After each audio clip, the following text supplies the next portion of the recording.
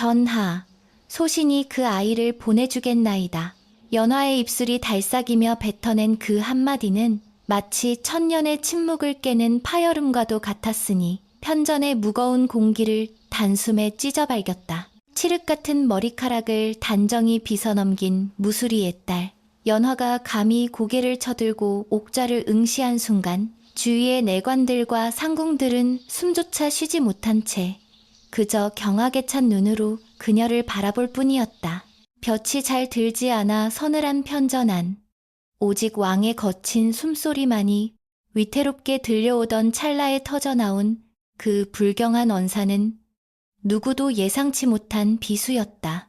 그러나 그 말이 왕의 귓가에 닿기도 전에 옥좌에 앉아있던 주상전하의 안색이 흑빛으로 변하더니 이내 가슴을 쥐어뜯으며 고통스러운 신음을 토해내기 시작했다. 크헉 하는 외마디 비명과 함께 왕의 입에서 검붉은 선혈이 왈칵 쏟아져 나와 황금빛 용포를 적시고 바닥에 깔린 화문석 위로 뚝뚝 떨어지니 그 광경은 마치 지옥의 한 장면을 옮겨놓은 듯 참혹하기 그지없었다. 순식간에 편전은 아수라장으로 돌변하였고 상선내관에 찢어질 듯한 비명이 고막을 때렸다. 개, 누구 없느냐? 전하께서 쓰러지셨다. 어이를 불러라. 당장 어이를 대령하라. 다급한 외침과 함께 호위무사들이 칼을 빼들고 연화에게 달려들었으나 그녀는 미동조차 하지 않은 채 핏물이 번져가는 바닥을 멍하니 응시하고 있었다. 그녀의 흰 소복자락 끝에 왕이 토해낸 검은 피가 튀어 얼룩을 남겼지만 연화의 눈동자는 공포보다는 기이한 평온함으로 가득 차 있었으니 이는 마치 오래전부터 이 순간을 예견하고 기다려온 사람의 그것과 같았다.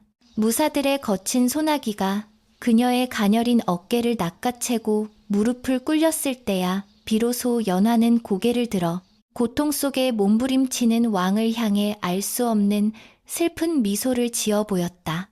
그녀가 내뱉은 보내주겠다는 말은 과연 누구를 향한 것이었으며 왕의 갑작스러운 토혈과는 무슨 관계가 있는 것일까? 피비린내가 진동하는 편전안. 사람들의 혼이 빠진 틈을 타 연화는 속으로 조용히 읊조렸다.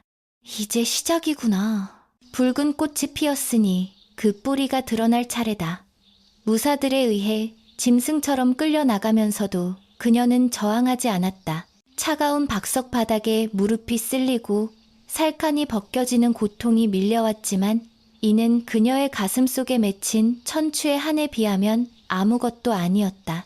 십수년 전 바로 이 궁궐 어딘가에서 소리 소문 없이 사라져간 어머니의 마지막 모습이 뇌리를 스쳤기 때문이다. 그녀의 어머니는 궁궐의 가장 낮은 곳에서 물을 길어 나르던 무술이었으나 어느 날 밤 우연히 목격해서는 안 될 것을 본 죄로 억울한 누명을 쓰고 차가운 우물 속으로 던져졌다. 어린 연화가 기억하는 것은 어머니의 따뜻한 품이 아니라 우물가에 남겨져 있던 낡은 집신 한 짝과 궁인들의 싸늘한 비웃음뿐이었다. 그때부터 연화의 삶은 오직 복수라는 두 글자를 향해 달려왔다. 끌려가는 연화의 시야, 위로 맑고 푸른 하늘이 무심하게 펼쳐져 있었다. 그토록 아름다운 하늘 아래 권력을 탐하는 자들의 욕망은 얼마나 추악하고 검은가. 그녀가 궁녀가 되기 위해 입궁하던 날도 이처럼 하늘이 맑았었다.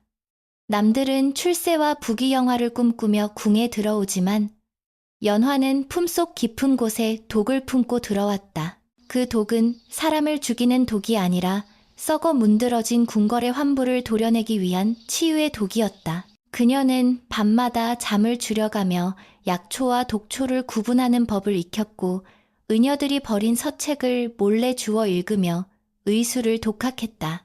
왕의 곁에 다가갈 수 있는 유일한 방법은 그가 가장 위태로울 때를 노리는 것뿐임을 본능적으로 알고 있었기 때문이다.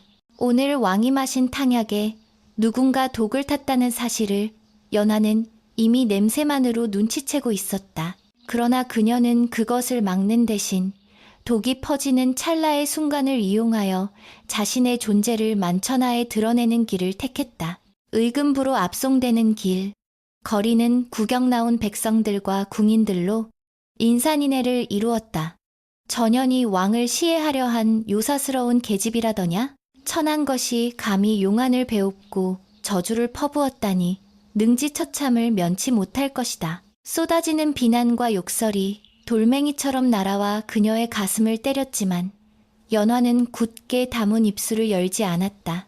지금 그녀가 변명을 늘어놓는다면 그것은 목숨을 구걸하는 추한 짓이 될 뿐이었다. 그녀는 알고 있었다. 왕이 토해낸 그 검은 피는 단순한 중독의 징후가 아니라 몸속에 쌓여있던 오랜 독소가 밖으로 배출되는 과정이라는 것을. 그녀가 왕에게 건넨 말은 저주가 아니라 왕의 무의식을 자극하여 독을 뱉어내게 하려는 최면과도 같은 암시였음을. 그러나 어리석은 자들은 겉으로 드러난 현상만을 보고 그녀를 역적으로 몰아세우고 있었다. 포승줄에 묶인 손목이 욱신거려왔지만 연화는 고개를 숙이지 않고 의금부의 높은 담장을 똑바로 올려다보았다. 의금부의 육중한 대문이 열리고 지옥의 아가리와도 같은 어두운 감옥이 그녀를 맞이했다. 습하고 곰팡이 냄새가 진동하는 지하 감옥으로 끌려 내려가는 동안 연화는 자신이 걷고 있는 이 길이 어머니가 걸었을 죽음의 길과 다르지 않음을 느꼈다. 횃불의 그을음 냄새와 죄수들의 신음소리가 뒤섞인 그곳에서 옥졸들은 그녀를 가장 깊고 어두운 독방에 처박았다. 내 죄를 네가 알렸다. 감히 주상전하께 요망한 주술을 걸어 옥체를 상하게 하다니. 옥졸의 호통과 함께 철창문이 쾅 하고 닫히자 비로소 연화는 세상과 단절된 완벽한 어둠 속에 홀로 남겨졌다. 차가운 냉기가 뼛속까지 스며들었지만 그녀의 심장은 그 어느 때보다 뜨겁게 박동하고 있었다. 왕은 아직 죽지 않았다. 아니, 죽어서는 안 되었다. 그녀가 쳐놓은 덫에 걸려든 것은 왕이 아니라 왕의 뒤에 숨어 권력을 휘두르는 거대한 그림자였으니 시간이 얼마나 흘렀을까. 감옥의 작은 창으로 들어오는 희미한 달빛만이 시간을 가늠하게 했다. 연화는 가부좌를 틀고 앉아 지난밤의 일을 되짚어 보았다. 수라간 나인이었던 친구 분이가 몰래 가져다 준 왕의 탕약 찌꺼기에서 맡았던 미묘한 향기. 그것은 분명 천남성과 부자를 교묘하게 배합한 맹독의 냄새였다. 아주 적은 양으로도 사람을 서서히 죽게 만들 수 있는 그 독을 누가, 왜 왕의 탕약에 섞었는지는 명략 관하했다. 좌의정, 김대감, 왕의 외척이자 조정의 실세인 그는 자신의 권력을 유지하기 위해 왕을 꼭두각시로 만들거나 여의치 않으면 제거하려는 야욕을 품고 있었다. 연화가 편전에 뛰어든 것은 왕이 그 독이 든 탕약을 마시기 직전이었다. 만약 그녀가 평범하게 독이 들었습니다 라고 외쳤다면 아무도 천한 무수리의 딸의 말을 믿지 않았을 것이고 오히려 즉시 참수당했을 것이다. 그래서 그녀는 도박을 걸었다. 왕의 심리를 자극하여 스스로 독을 거부하게 만드는 위험천만한 도박을. 소신이 그 아이를 보내주겠나이다. 그 말 속의 아이는 왕이 마음속 깊이 품고 있는 트라우마 혹은 잃어버린 자식일 수도 있었고 왕을 참아매고 있는 병마일 수도 있었다. 왕은 무의식 중에 그 말에 반응하여 격한 감정을 토해냈고 그 충격으로 위장이 수축하여 독이 든 탕약을 개워낸 것이다. 비록 그 과정이 참혹하여 시역 죄인으로 몰렸으나 결과적으로 왕은 즉사를 면했다. 하지만 이제부터가 문제였다. 왕이 깨어나지 못한다면 연화의 목숨은 물론이고 진실 또한 영원히 묻히게 될 것이었다. 어둠 속에서 발자국 소리가 들려왔다. 저벅저벅 규칙적이고 무거운 발소리가 그녀의 독방 앞에서 멈춰섰다. 횃불의 불빛이 철창 사이로 스며들며 한 사내의 그림자를 길게 드리웠다. 그는 의금부 도사도 형방도 아닌 듯했다. 사내의 허리춤에 매달린 패가 붉은 빛을 띠고 있었으니 그는 바로왕의 호위를 맡은 내금이 종사관이었다. 네가 연화냐? 낮고 굵은 목소리가 어둠을 갈랐다. 연화는 천천히 고개를 들어 사내를 바라보았다. 날카로운 눈매와 굳게 담은 입술, 민우라 불리는 이 종사관은 궁궐 내에서도 강직하기로 소문난 인물이었다. 연화는 그를 알고 있었으나 그는 연화를 알지 못했다. 전하께서 위독하시다. 어이조차 손을 쓰지 못하고 있어. 민우의 말에는 분노와 절망이 섞여 있었다. 그는 철창을 꽉 움켜쥐며 연화를 노려보았다. 네가 무슨 짓을 했는지 네 입으로 실토해라. 무슨 저주를 걸었기에 전하께서 저 지경이 되셨단 말이냐. 연화는 민우의 눈동자 속에서 흔들리는 불안을 읽었다. 그는 충신이었다.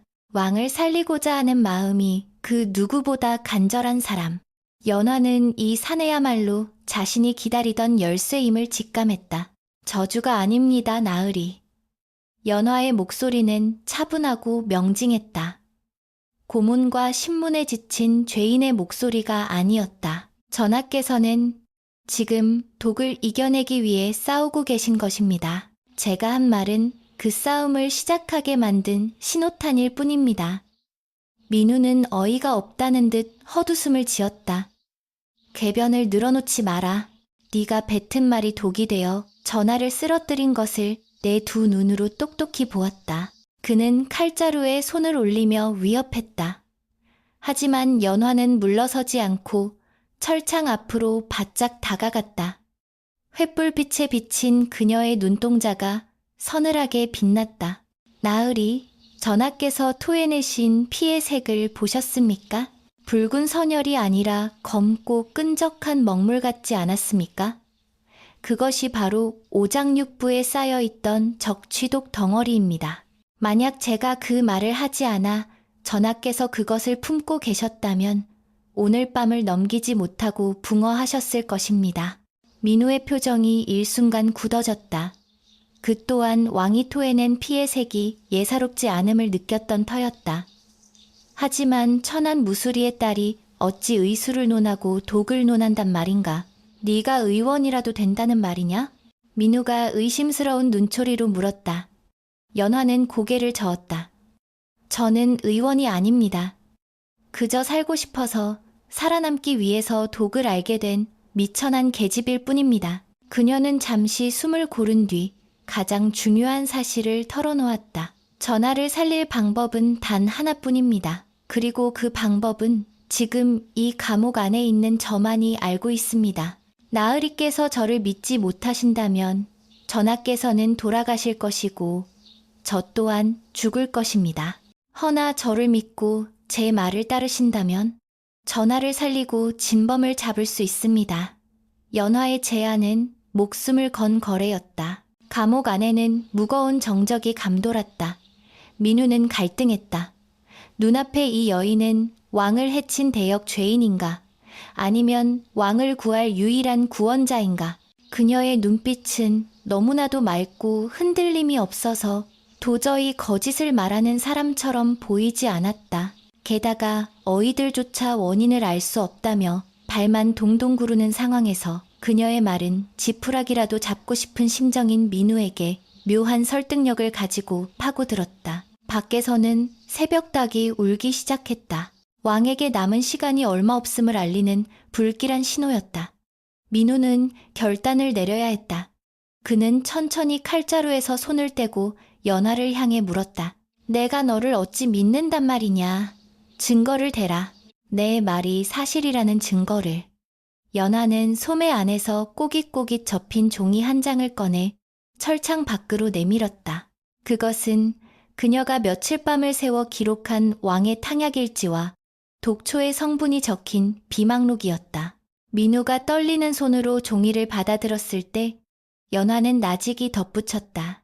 그 종이 뒷면을 보십시오. 그곳에 전하를 중독시킨 자가 누구인지, 그 자가 사용하는 독이 어디서 왔는지 적혀 있습니다. 민우가 종이를 뒤집자 거기에는 상상조차 할 수 없었던 거물급 인사의 이름이 적혀 있었다. 편전의 핏빛 참극은 단순한 사고가 아니었다. 그것은 치밀하게 계획된 거대한 음모의 시작이었으며 연화는 그 소용돌이의 한가운데로 스스로 걸어 들어간 것이었다. 이제 주사위는 던져졌다. 연화의 목소리가 어두운 감옥을 울렸다. 선택하십시오, 나으리. 저를 지금 베시겠습니까?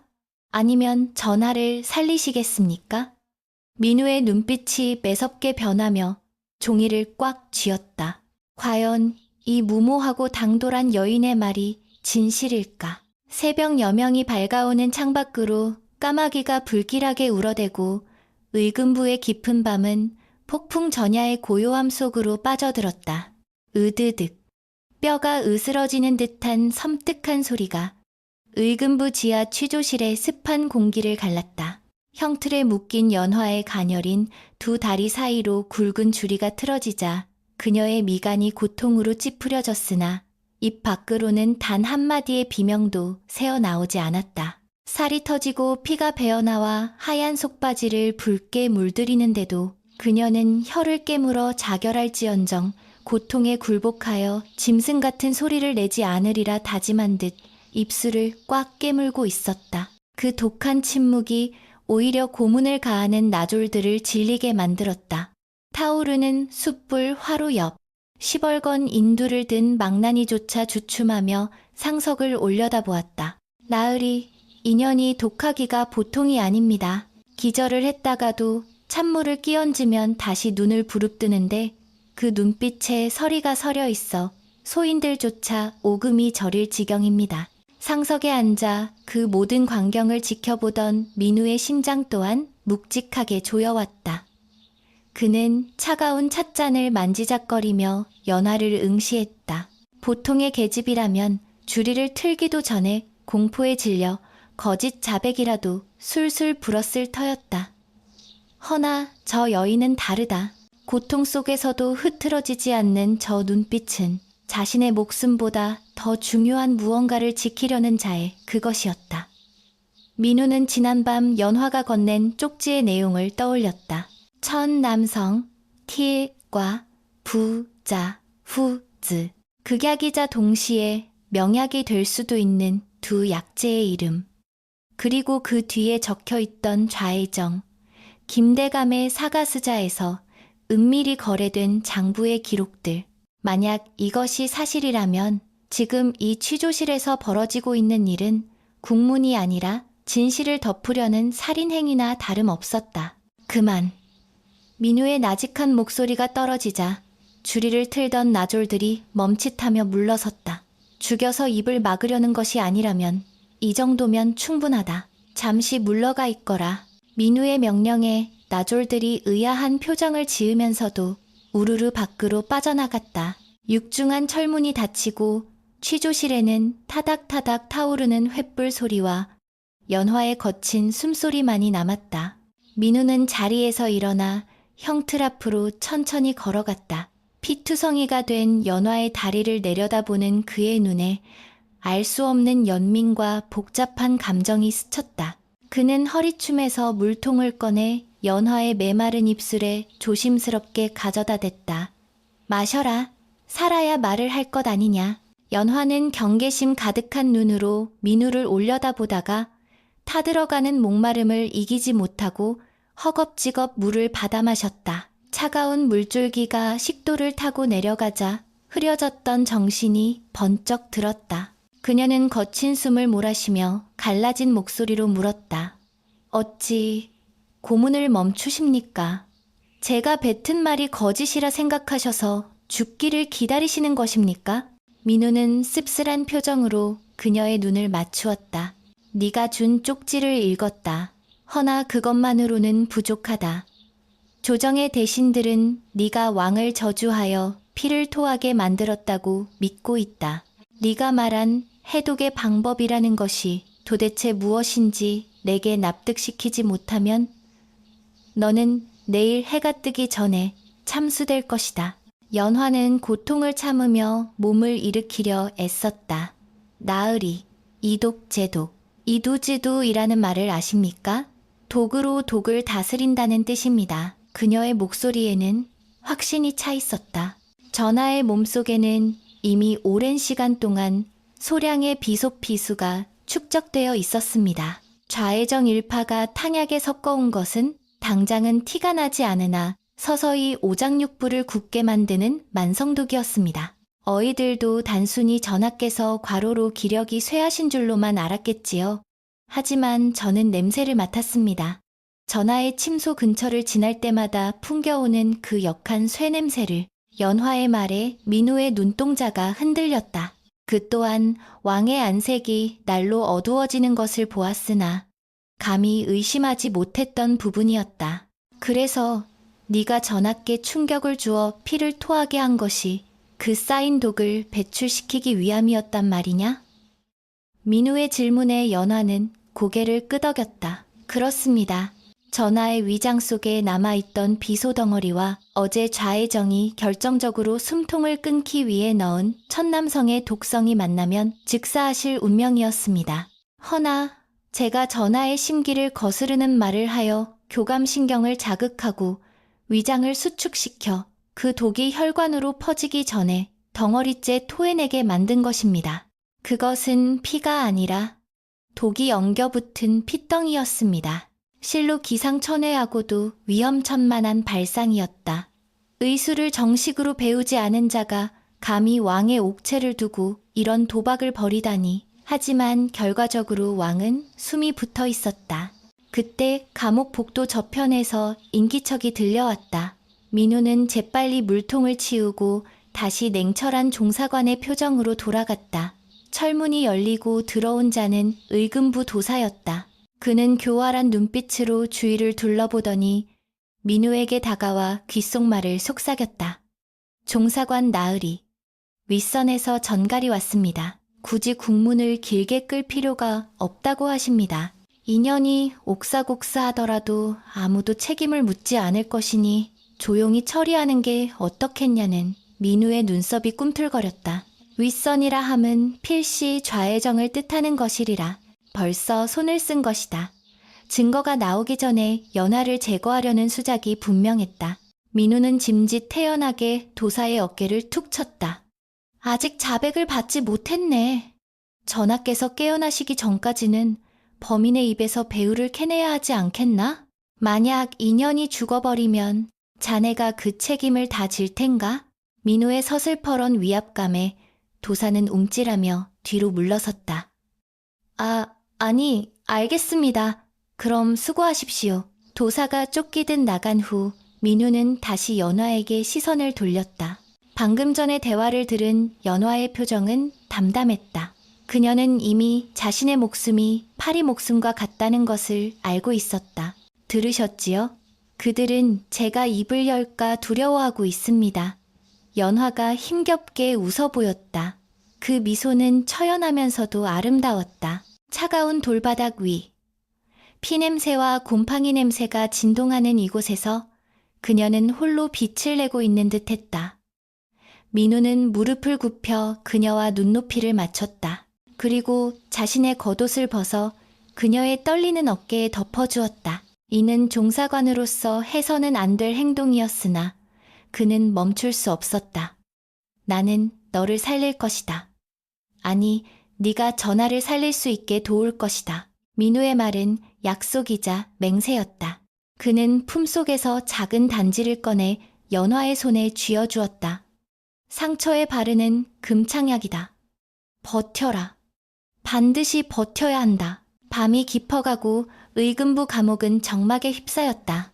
민우가 떠난 후 연화는 차가운 돌바닥에 몸을 웅크린 채 그가 남기고 간 옷의 온기를 느꼈다. 어머니가 돌아가신 후 처음으로 느껴보는 타인의 따뜻함이었다. 그 온기가 얼어붙었던 그녀의 마음을 녹이고 흐려지던 의식을 붙잡았다. 그녀는 금창약을 바를 힘조차 없어 손에 꼭 쥐고만 있었다. 어머니 보고 계십니까? 저 사람은 다릅니다. 권력의 개가 아니라 사람의 냄새가 나는 분입니다. 연화는 어둠 속에서 어머니의 환영을 보았다. 우물가에서 물을 뗐던 어머니의 등, 거친 손마디, 그리고 억울하게 죽어가던 그날의 비명소리, 복수심으로 시작한 길이었으나 이제는 그 이상의 무언가가 그녀를 이끌고 있었다. 그것은 무고한 이의 희생을 막고 진실을 밝히고자 하는 정의감이었다. 하지만 운명은 그녀에게 쉽게 길을 내어주지 않았다. 새벽 닭이 울기 전 감옥의 작은 창으로 스며드는 바람에 섞여 불길한 냄새가 났다. 그것은 단순한 바람이 아니라 피를 부르는 살기사치였다. 좌회정이 보낸 자객이 감옥 지붕을 타고 침투하고 있음을 동물적인 감각을 지닌 연화는 본능적으로 느꼈다. 몸을 움직일 수 없는 상태에서 그녀에게 다가오는 죽음의 그림자, 그때였다. 궁궐 쪽에서 댕, 댕, 댕 하는 종소리가 울려 퍼졌다. 그것은 평소의 타종소리가 아니었다. 긴급한 병고를 알리는 급박한 타종이었다. 왕의 상태가 급변했다. 독을 토해내고 안정을 찾는 듯 했던 왕이 다시금 발작을 일으키며 혼수 상태에 빠진 것이다. 의금부 감옥으로 달려온 전령의 외침이 복도 전체를 울렸다. 종사관 나으리, 큰일 났습니다. 전하께서 숨을 멈추셨습니다. 그 소리는 감옥 안에 있던 모든 이들의 심장을 얼어붙게 만들었다. 연화의 눈이 크게 뜨였다. 그럴 리가 없다. 내 처방이 틀렸을 리 없어. 설마? 그녀의 머릿속에 한 가지 가능성이 스쳐 지나갔다. 독을 토해낸 후 반드시 복용했어야 할 중화제, 즉 감두탕 청대콩과 감초를 달인 물을 누군가 고의로 먹이지 않은 것이다. 민우가 다시 취조실로 뛰어들어왔을 때 그의 얼굴은 사색이 되어 있었다. 내 처방이 틀렸다. 전하께서 위독하시다 못해 숨이 도시셨단 말이다. 민우가 연화의 멱살을 잡고 흔들었다. 배신감과 절망이 뒤섞인 눈빛이었다. 하지만 연화는 흔들리는 눈빛으로 그를 똑바로 바라보며 소리쳤다. 아닙니다. 누군가 후속 처치를 막은 것입니다. 지금 당장 저를 데리고 가십시오. 제가 직접 가야만 전하를 살릴 수 있습니다. 그녀의 외침은 절규에 가까웠다. 이것은 단순히 자신의 목숨을 구하기 위함이 아니었다. 지금 이 순간을 놓치면 조선의 하늘이 영원히 어둠에 잠길 것이라는 공포 때문이었다. 민우는 갈등했다. 왕이 죽었다면 이 여인은 대역 죄인으로 즉시 참수되어야 마땅하다. 하지만 그녀의 눈동자 속에서 타오르는 저 불꽃은 거짓이라기엔 너무나도 뜨거웠다. 밖에서는 대대적인 수색과 처형 준비를 알리는 북소리가 둥둥 울리고 있었다. 민우는 칼을 뽑아들었다. 그리고 연화를 묶은 포승줄을 단칼에 베어버렸다. 가자. 내 목을 걸고 너를 편전으로 데려가겠다. 만약 네 말이 거짓이라면 내 손으로 네 목을 칠 것이다. 차가운 돌바닥에 냉기는 사라지고 이제 뜨거운 피의 질주가 시작되었다. 연화는 피투성이가 된 다리로 비틀거리며 일어섰다. 민우의 부축을 받으며 감옥을 나서는 그녀의 등 뒤로 좌회정이 보낸 자객들의 그림자가 소리 없이 따라붙었다. 살기 위한 그리고 살리기 위한 처절한 밤이 깊어가고 있었다. 달빛조차 숨을 죽인 근위밤, 의금부 담장을 넘어선 두 그림자가 칠흑 같은 어둠 속을 질주했다. 헉, 헉, 연화의 입에서 터져나오는 거친 숨소리가 차가운 밤 공기에 하얗게 부서졌다. 피투성이가 된 다리는 이미 감각을 잃은 지 오래였고 발을 내디딜 때마다 깨진 유리 조각 위를 걷는 듯한 격통이 뇌수를 찔렀다. 하지만 그녀는 멈출 수 없었다. 그녀를 부축한 민우의 단단한 팔에서 전해지는 떨림이 지금 상황이 얼마나 위급한지를 말해주고 있었기 때문이다. 뒤쪽에서 타닥타닥 타오르는 횃불의 물결과 함께 죄인을 잡아라. 놓치면 너희들 목이 날아갈 줄 알아라. 하는 살기등등한 고함 소리가 파도처럼 밀려오고 있었다. 저쪽이다. 놈들이 숲으로 들어갔다. 하는 소리와 함께 날카로운 화살 하나가 민우의 각근을 스치고 지나가 굵은 소나무 둥치에 박혔다.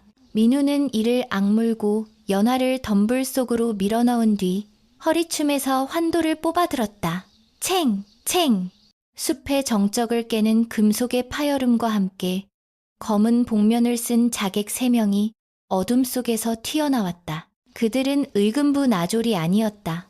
움직임에 군더더기가 없고 살초사절만을 노리는 그들의 검법은 훈련받은 살수사쇼들의 그것이었다. 민우의 검이 달빛을 받아 번뜩이며 첫 번째 자객의 팔을 베었으나 나머지 두 명이 동시에 좌우에서 협공에 들어왔다.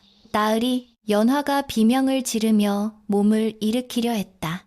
가만히 있거라. 네가 잡히면 전하는 끝이다. 민우가 짐승처럼 포효하며 칼을 휘둘러 자객들의 공격을 쳐냈다. 그의 어깨에서는 붉은 피가 배어나오고 있었으나 눈빛만은 형형하게 빛나고 있었다. 그 순간 연화의 뇌리에 번개처럼 스치는 기억이 있었다. 어머니가 살아생전 어린 연화의 손을 잡고 가르쳐 주었던 궁궐의 비밀 통로.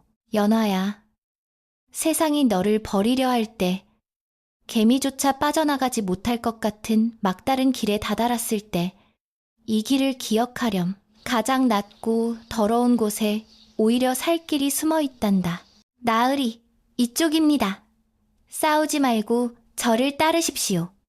연화가 민우의 옷자락을 잡아 끌었다. 민우는 의아한 표정으로 그녀를 보았으나 빗발치는 화살을 피해 그녀가 가리키는 곳으로 몸을 날렸다. 그곳은 궁궐의 배수구 발쉐고인 오간수문 우간쉐이문으로 이어지는 낡고 버려진 개천이었다.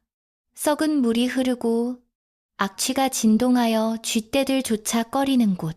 민우는 코를 찌르는 악취에 미간을 찌푸렸으나 연화는 주저없이 그 더러운 오물 속으로 발을 담갔다. 이 물길을 거슬러 올라가면 대전의 아궁이와 연결된 굴뚝 통로가 나옵니다.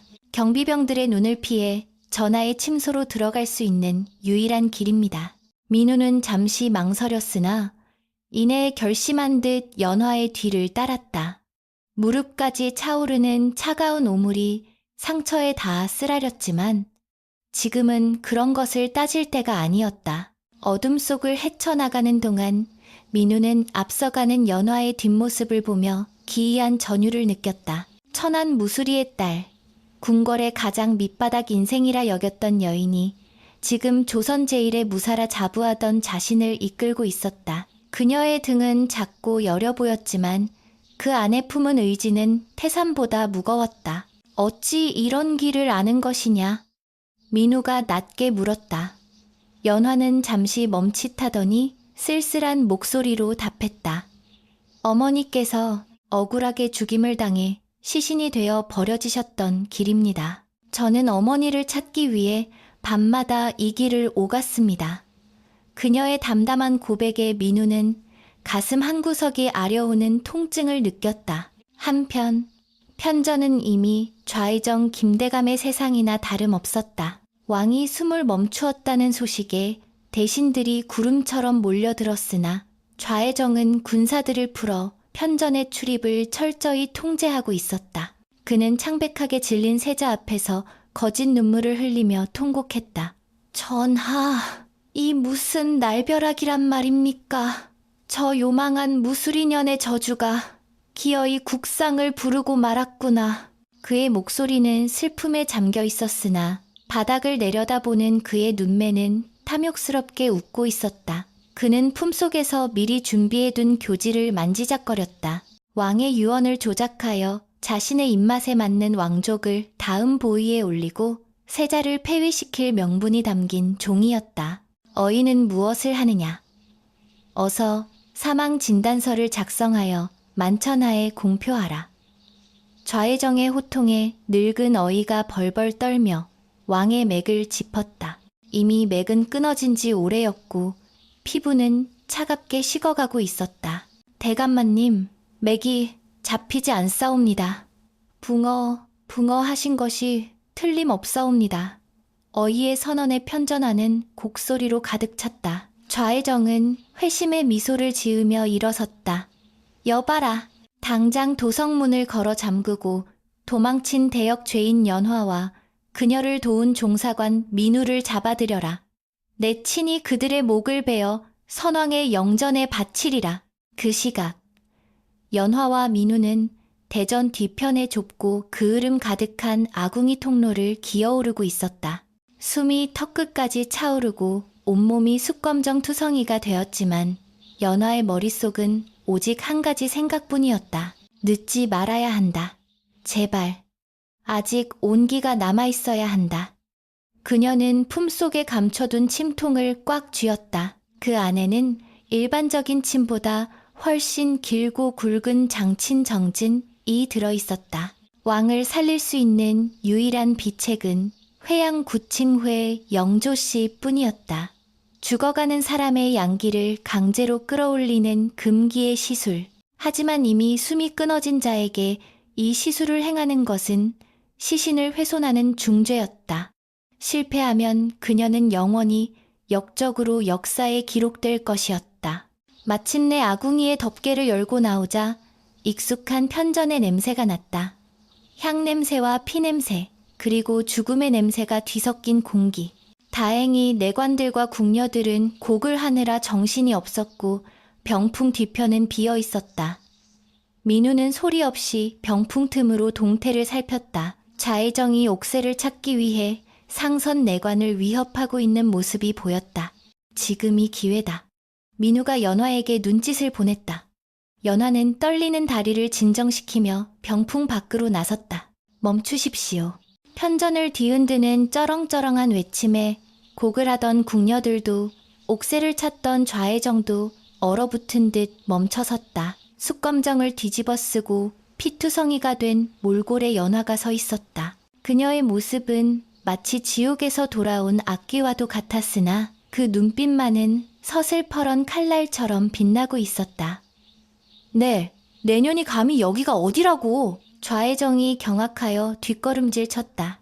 호위무사들이 칼을 빼들고 달려들려 하자 그림자처럼 나타난 민우가 그들의 앞을 가로막으며 일갈했다. 내금위 종사관이다. 누구든 함부로 움직이는 자는 영모로 간주하여 베겠다. 민우의 기백에 무사들이 주춤했다. 그 틈을 타 연화는 왕의 시신, 아니 시신이라 여겨지는 왕에게 달려갔다. 어이가 기겁하며 그녀를 막아섰다. 물러거라! 천한 것이 감히 옥체에 손을 대려 하느냐! 연화는 어이를 밀쳐내며 소리쳤다. 비키십시오. 아직 전하께서는 돌아가시지 않았습니다. 그녀는 왕의 입을 강제로 벌리고 혀를 확인했다. 검게 변한 혀 안쪽, 혀뿌리 부분에 희미하게 붉은 기운이 남아있었다. 역시 그녀의 예상이 맞았다. 독이 심장을 멈추게 한 것이 아니라 가사자스 상태로 만든 것이다. 천남성의 마비 성분이 극에 달해 숨을 멈춘 것처럼 보일 뿐 생명의 불씨는 아직 꺼지지 않았다. 저 미친년을 당장 끌어내라! 목을 쳐라! 좌의정이 고래고래 소리를 질렀다. 무사들이 다시금 민우를 향해 쇄도했다. 챙! 챙! 좁은 편전 안에서 치열한 난투극이 벌어졌다. 민우는 홀로 10여 명의 무사를 상대하며 연화에게 시간을 벌어주고 있었다. 어서! 서둘러라! 연화야! 민우의 절박한 외침이 들려왔다. 연화는 떨리는 손으로 장침을 꺼냈다. 그녀가 찔러야 할 곳은 인중도 백회도 아닌 혀 밑의 급소, 금진옥의 진진위에이었다. 이곳을 찔러 굳어버린 독혈도시에 뽑아내야만 마비된 심장이 다시 뛸 수 있었다. 하지만 자칫 잘못 찌르면 혀에 신경을 끊어 왕을 영원히 벙어리로 만들 수도 있는 위험한 자리였다. 죽어라. 어느새 좌의정의 사병 하나가 민우의 방어선을 뚫고 연화의 등 뒤로 칼을 겨누며 달려들었다. 연화는 등 뒤에서 느껴지는 서늘한 살기에도 뒤를 돌아보지 않았다. 지금 그녀의 온 신경은 침끝에 모여 있었다. 어머니, 도와주세요. 제 손이 흔들리지 않게 잡아주세요. 그녀는 숨을 멈추고 왕의 혀 밑 혈자리를 향해 침을 꽂았다. 푹, 살을 뚫는 소리와 함께 검붉은 피가 분수처럼 솟구쳐 올랐다. 동시에 뒤에서 달려들던 사병의 칼이 연화의 등을 베려는 찰나 휙 하는 소리와 함께 날아든 단검이 사병의 목에 꽂혔다. 민우가 자신의 보검을 던져 연화를 구한 것이었다. 피가 솟구치는 왕의 입 안을 보며 연화는 간절히 기도했다. 뱉어내십시오. 제발. 그 더러운 독을 모두 뱉어내고 숨을 쉬십시오. 1초, 2초, 3초. 영겁과도 같은 침묵이 흘렀다. 편전 안의 모든 싸움이 멈추고 모두의 시선이 왕의 입가에 꽂혔다. 좌의정의 얼굴에는 비웃음이 서서히 번지기 시작했다. 보아라, 전현이 기어이 옥체를 훼손하고 확인 사살까지 하였구나. 저 대역죄인을 능지처참. 그때였다. 쿨럭 하는 소리와 함께 왕의 가슴이 크게 들썩였다. 멈췄던 숨이 터져 나오며 왕이 기침을 토해냈다. 입안에 고여있던 검은 피 덩어리가 울컥 쏟아져 나오자 창백했던 왕의 얼굴에 순식간에 홍조가 돌기 시작했다. 헉! 헉! 거친 숨소리가 편전을 가득 채웠다. 죽었던 왕이 살아 돌아온 것이다. 좌의정의 얼굴이 백지장처럼 하얗게 질렸고 어인은 다리에 힘이 풀려 주저앉았다. 연하는 그 자리에 탈진하여 쓰러졌다. 그녀의 흰 소복은 이제 피와 검댕으로 얼룩져 본래의 색을 잃었으나 그녀의 눈에서 흐르는 눈물만은 수정처럼 맑았다. 전하, 살으셨나이다. 그녀의 쉰 목소리가 가늘게 떨렸다. 왕은 몽롱한 눈을 뜨고 자신을 내려다보는 연화를 바라보았다. 희미한 시야 속에서도 그는 알아보았다. 자신을 쬐참매던 죽음의 템에서 건져 올린 손길이 누구의 것인지를, 그리고 그 곁에서 피투성이가 된 채 맨손으로 서 있는 민우의 충심을. 그러나 상황은 아직 끝나지 않았다. 충격에서 벗어난 좌의정이 악에 바친 목소리로 소리쳤다. 이건 요술이다. 요망한 계집이 요술로 시신을 움직이는 것이다. 저것들은 사람이 아니다. 모두 죽여라. 지금 당장 저 둘을 죽여 없애라. 궁지에 몰린 쥐가 고양이를 무니 좌의정은 이제 반역을 해서라도 이 상황을 덮으려 하고 있었다. 그의 사병들이 다시금 살기를 띠고 다가오기 시작했다. 민우는 무기가 없었다. 연화는 일어설 힘조차 없었다.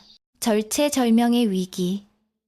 왕의 생환이라는 기적 앞에서도 탐욕의 칼날은 멈추지 않고 그들의 목을 향해 날아들고 있었다. 바로 그 순간 편전의 문이 쾅 하고 열리며 수백 개의 횃불이 어둠을 찢고 들어왔다. 어느 안전이라고 칼을 함부로 놀리느냐. 우렁찬 목소리의 주인공은 도성 수비대장, 그리고 그 뒤에는 민우가 미리 전가를 보냈던 사원부의 관리들이 서 있었다. 하지만 그들조차 좌의정의 위세에 눌려 섣불리 진입하지 못하고 머뭇거렸다. 팽팽한 대치 상황. 왕은 아직 말을 할 수 없었고 권력은 여전히 좌의정의 손에 있었다. 연화는 비틀거리며 왕의 귀에 대고 마지막 힘을 짜내 속삭였다. 전하, 혀를 움직이소서. 혀 끝에 전하의 목숨과 이 나라의 운명이 달려있나이다. 왕의 눈동자에 초점이 돌아오기 시작했다. 그는 고통을 참으며 천천히, 아주 천천히 입을 열었다. 그의 혀는 아직 마비가 덜 풀려 둔탁했으나 그 입에서 나온 한마디는 천둥보다 무거웠다. 저 놈들을 포박하라. 왕의 손가락이 정확히 좌의정을 가리키고 있었다.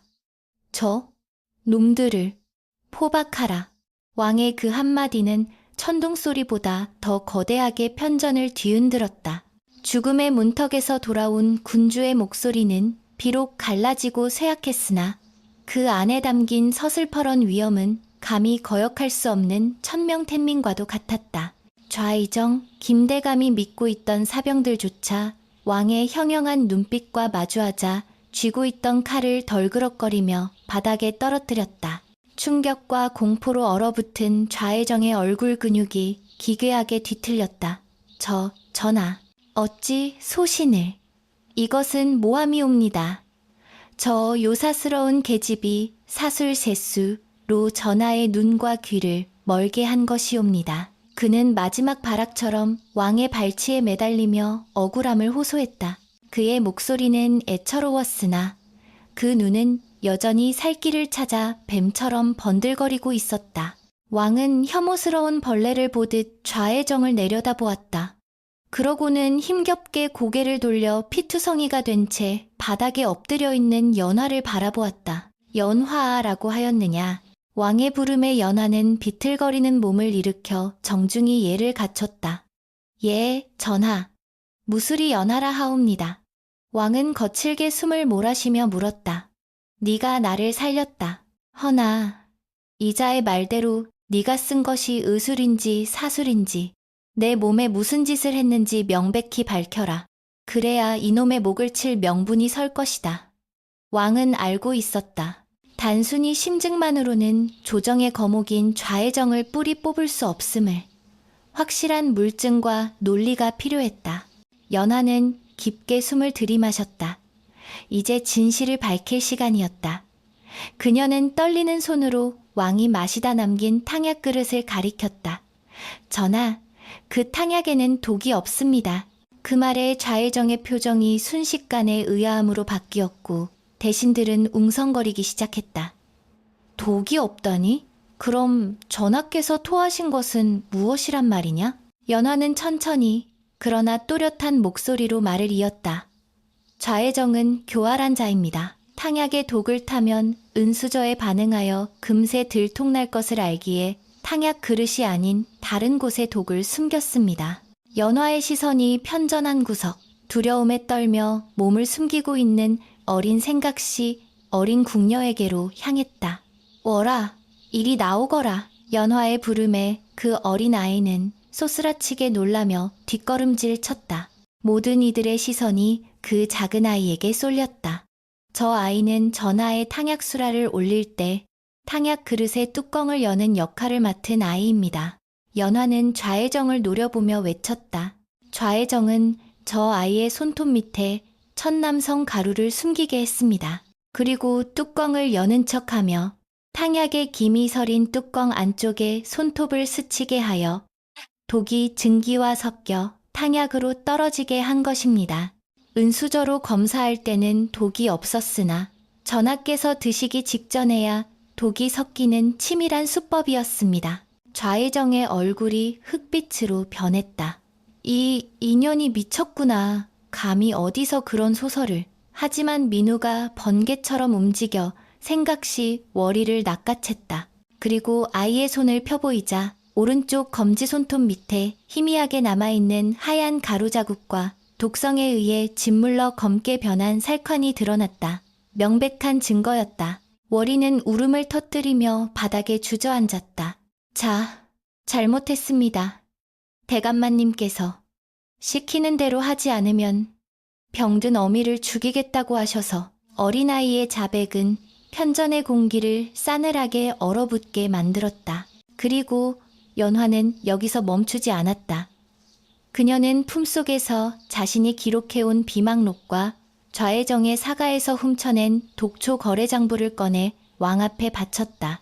이것은 지난 수년간 전하의 수라에 조금씩 섞여 들어간 비소의 양과 좌의정이 약재상과 거래한 내역입니다.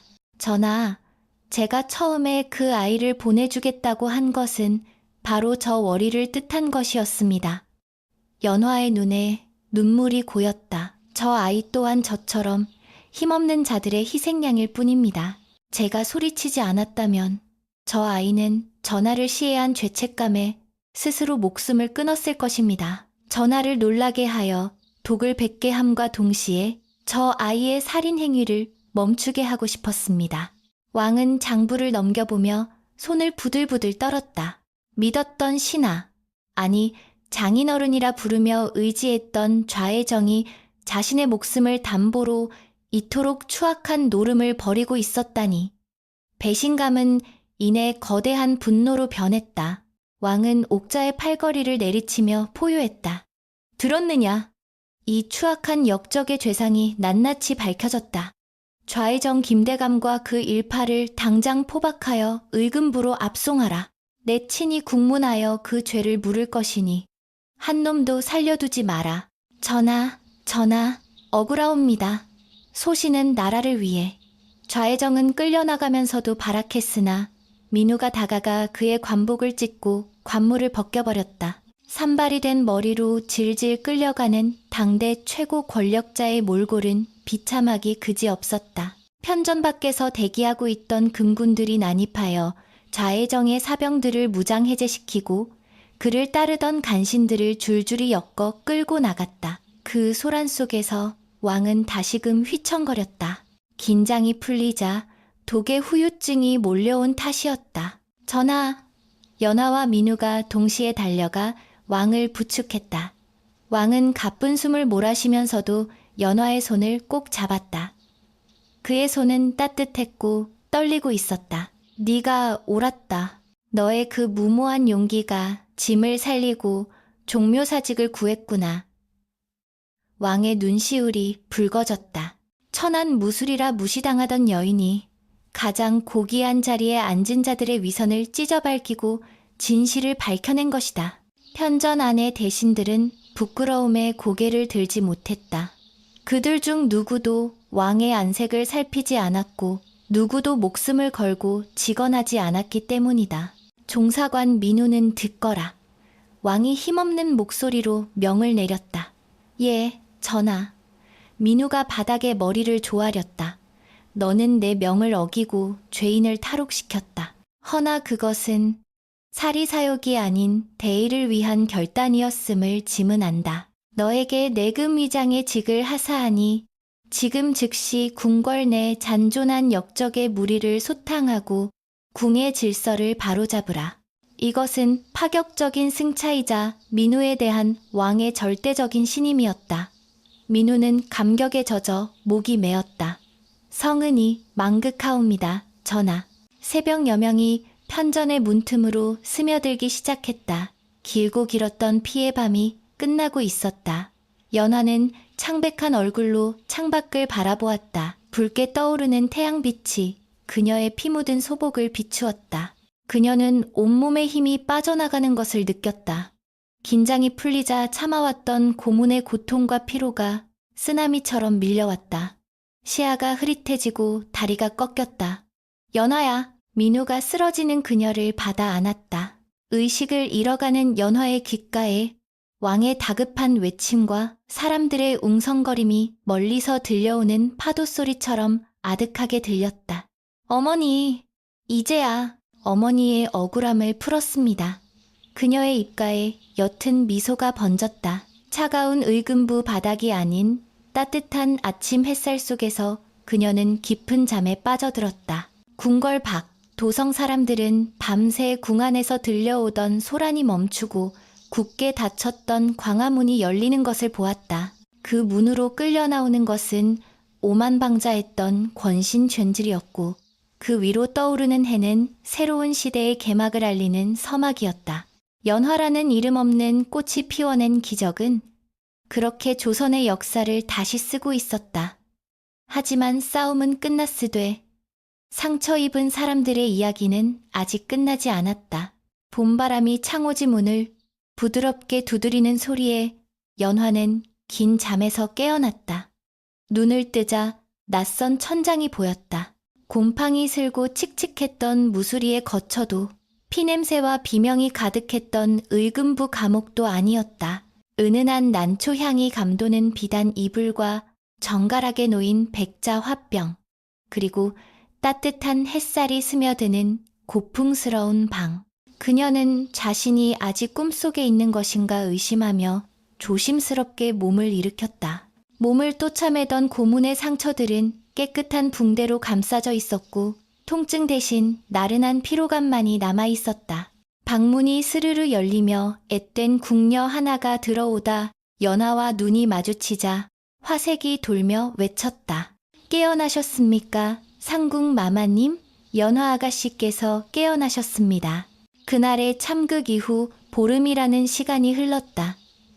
궁궐은 폭풍이 지나간 뒤의 바다처럼 고요하고 평화로웠다. 좌의정 일파는 모두 처형되거나 유배를 떠났고 억울하게 쫓겨났던 충신들이 다시 조정으로 돌아왔다. 왕은 건강을 완전히 회복하여 밤낮으로 정사에 매진하고 있었으며 이 모든 변화의 중심에 서 있던 연화는 궁궐 내에서 하늘이 내린 의녀라 불리며 경외의 대상이 되어 있었다. 연화가 몸을 추스르고 밖으로 나오자 지나가던 궁녀들과 내관들이 걸음을 멈추고 그녀에게 허리 숙여 깊은 예를 표했다. 불과 보름 전만 해도 그녀를 천한 것이라며 손가락질하던 이들이었다. 권력의 흐름에 따라 손바닥 뒤집듯 변하는 인심이 씁쓸하면서도 허무하게 느껴졌다. 전하께서 드시라 명하셨네. 익숙하고 굵직한 목소리에 고개를 돌리니 붉은 관복을 입은 민우가 서 있었다. 이제는 종사관이 아닌 내금 위장의 위엄을 갖춘 그는 따뜻한 김이 모락모락 나는 탕약을 직접 들고 있었다. 민우, 나으리. 연화가 예를 갖추려 하자 민우가 급히 제지했다. 그리하지 마라. 너는 내 생명의 은인이자 이 나라의 은인이다. 내 금위장이 아니라 정승이라 해도 네 앞에서는 고개를 숙여야 할 것이다. 그의 눈빛은 여전히 강직했지만 예전보다 훨씬 부드럽고 애틋한 감정이 서려 있었다. 두 사람은 뜰을 거닐며 지난 보름간의 이야기를 나누었다. 어린 생각시 월이는 왕의 특명으로 죄를 사면받고 출궁하여 병든 어미와 함께 살 수 있게 되었다고 했다. 전하께서 너를 부르신다. 아마 큰 상을 내리실 것이다. 민우의 말에 연화는 잠시 침묵했다. 그녀는 알고 있었다. 그 상이 무엇을 의미하는지. 그것은 그녀를 궁궐이라는 화려한 세상에 영원히 가두어 두겠다는 왕의 의지일 터였다. 민우는 연화의 표정을 읽은 듯 씁쓸하게 웃었다. 네가 어떤 선택을 하든 나는 너를 지지할 것이다. 허나 사내로서 욕심을 부리자면 네가 이 궐 안에 머물러 주기를 바라는 마음도 없지 않다. 그의 고백은 투박하지만 진심이 담겨 있었다. 연화는 가슴 한구석이 울렁거렸으나 이내 담담한 미소로 답을 대신했다. 편전에 들어서자 왕은 옥좌에서 내려와 연화를 맞이했다. 이는 신하에 대한 파격적인 대우였다. 내 덕분에 다시 숨을 쉬고 세상을 본다. 너는 짐에게 생명의 은인이자 썩은 살을 도려낸 명의민. 다. 왕은 연화의 손을 잡으며 말했다. 내 너를 내 의원 수석 의녀로 봉하고 종사품의 품계를 내리려 한다. 아니, 네가 원한다면 후궁의 첩지를 내려 곁에 두고 평생토록 부귀영화를 누리게 해줄 것이다. 네 어미의 억울한 죽음을 위로하기 위해 사당을 짓고 추존도 해주겠다. 어떠하냐? 짐의 곁에 남겠느냐? 파격적인 제안이었다. 무수리의 딸로서 상상조차 할 수 없는 신분 상승이자 여인으로서 누릴 수 있는 최고의 영광이었다. 하지만 연화는 천천히 그리고 단호하게 왕의 손을 놓고 바닥에 엎드려 큰 절을 올렸다. 전하, 황공하오나 소신은 그 어떤 상도 벼슬도 원치 않사옵니다. 편전하니 찬물을 끼얹은 듯 조용해졌다. 왕의 눈썹이 꿈틀거렸다. 어찌하여 거절하는 것이냐? 짐이 내리는 상이 부족하단 말이냐? 연화는 고개를 들고 왕을 똑바로 바라보았다. 그녀의 눈동자는 권력의 광채 앞에서도 전혀 주눅들지 않고 맑게 빛나고 있었다. 전하, 소신이 궁에 들어온 것은 오직 어머니의 억울함을 풀기 위해서였습니다. 이제 그 뜻을 이루었으니 저에게 궁궐은 더 이상 머무를 이유가 없는 곳입니다. 그녀는 잠시 숨을 고르고 말을 이었다. 이곳은 너무나 화려하고 아름다우나 동시에 너무나 차갑고 무서운 곳입니다. 권력을 쥐기 위해 아비가 자식을 의심하고 신하가 군주를 독살하려 하는 이 비정한 땅에서 저는 숨을 쉴 수가 없습니다. 제가 만약 전하의 곁에 남아 권력을 얻게 된다면 언젠가 저 또한 그들과 다를 바 없는 괴물이 될까 두렵사옵니다. 왕은 할 말을 잃었다. 그녀의 말은 뼈아픈 진실이었다. 구중궁궐의 높은 담장은 외부의 적을 막기 위함이기도 하지만 내부의 욕망을 가두어두는 감옥이기도 했다. 연화는 자유로운 바람과 같은 존재였다. 그녀를 억지로 가두려 한다면 그 생명력은 시들고 말 것이다. 그럼 어디로 가려느냐?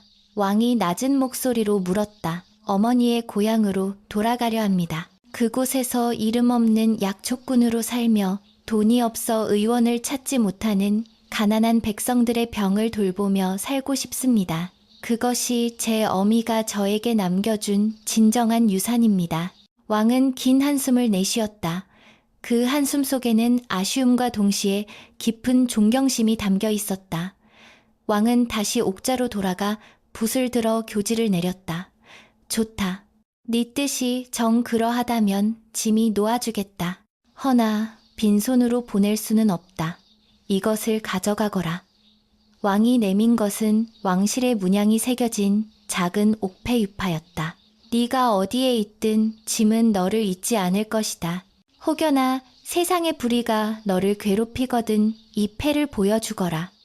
조선팔도 그 어디든 짐의 군사가 너를 지킬 것이다. 연화는 옥패를 받아 품에 간직하고 마지막으로 절을 올렸다. 성은이 망극하옵니다, 전하. 부디 성군이 되시어 억울한 백성이 없는 나라를 만들어 주시옵소서. 그녀가 뒷걸음질쳐 편전을 나갈 때 왕은 끝까지 그녀의 뒷모습에서 눈을 떼지 못했다. 자신이 가지지 못한 진정한 자유를 가진 여인, 그녀는 왕보다 더 왕다운 품격을 지니고 있었다. 짐을 꾸려 궁을 나서는 연화의 발걸음은 깃털처럼 가벼웠다. 궐문 앞에는 민우가 말을 대기시키고 기다리고 있었다. 도성박 심리까지 배웅하겠다. 거절하지 마라. 이것은 내금위장의 명령이 아니라 너를 연모했던 한 사내의 마지막 청이다. 민우의 솔직한 고백에 연화는 옅은 미소를 지으며 고개를 끄덕였다. 두 사람은 말없이 나란히 걸었다. 벚꽃잎이 눈처럼 흩날리는 궁궐의 돌담길을 지나 시끌벅적한 저잣거리를 통과했다. 백성들은 다시 활기를 되찾았고 아이들은 뛰어놀고 있었다. 연화가 지켜낸 평화였다. 도성박 언덕, 갈림길에 다다르자 민우가 멈춰섰다. 여기서부터는 혼자 가야 한다. 그는 말고삐를 연화에게 건네주었다. 연화는 민우를 올려다보았다. 수많은 생사가 오가는 순간을 함께했던 사람. 어쩌면 그와 함께하는 삶을 꿈꿀 수도 있었으리라. 하지만 그녀는 자신의 길을 알기에 그 마음을 추억으로 남겨두기로 했다. 나으리, 부디 강건하십시오. 나으리 같은 분이 계시기에 저는 안심하고 떠날 수 있습니다. 민우는 품속에서 작은 꽃신 한 켤레를 꺼내 연화에게 건넸다. 내 발을 보니 상처투성이더구나. 이제는 가시밭길이 아니라 꽃길만 걷기를 바란다. 투박한 무사의 손에 들린 고운 꽃신을 보자 연화의 눈시울이 뜨거워졌다. 고맙습니다. 정말 고맙습니다, 나으리. 그녀는 깊이 허리 숙여 인사하고 말에 올랐다. 연화가 말을 타고 멀어지는 동안 민우는 망부석처럼 서서 그녀가 점이 되어 사라질 때까지 자리를 지켰다. 바람이 불어와 민우의 옷자락을 흔들고 연화가 떠난 길 위로 흙먼지를 일으켰다. 넓은 들판을 가로지르는 연화의 눈앞에 끝없이 펼쳐진 지평선이 나타났다. 궁궐의 높은 담장에 가려 보이지 않았던 진짜 세상이었다. 그녀는 말에서 내려 흙을 밟았다. 발바닥으로 전해지는 대지의 기운이 따뜻했다. 그녀는 심호흡을 하며 폐부 깊숙이 맑은 공기를 들이마셨다. 비로소 살아있음이 느껴졌다. 어머니, 들리시나요? 바람소리가, 새소리가. 연화는 하늘을 올려다보았다.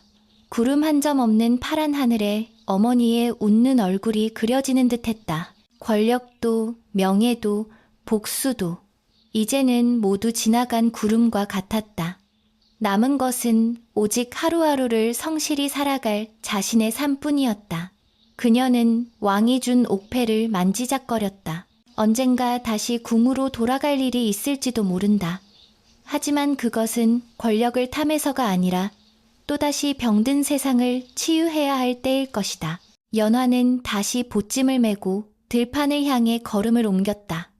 그녀의 발걸음 닿는 곳마다 이름 모를 들꽃들이 바람에 흔들리며 인사했다. 가장 낮은 곳에서 태어났으나 가장 높은 뜻을 품었던 여인. 그녀의 이야기는 구중궁궐의 비사가 되어 입에서 입으로 전해지겠지만 정작 그녀는 바람이 머무는 뜰, 어디선가 아픈 이의 이마를 짚어주며 소박하게 웃고 있을 것이다. 인과응보, 인고. 선한 자는 복을 받고 악한 자는 벌을 받는다는 세상의 이치는 때로는 더디게 올지라도 반드시 찾아온다. 연화가 남긴 그날의 기적은 어둠은 결코 빛을 이길 수 없다는 진리를 조선의 역사에 깊이 새겨 넣었다.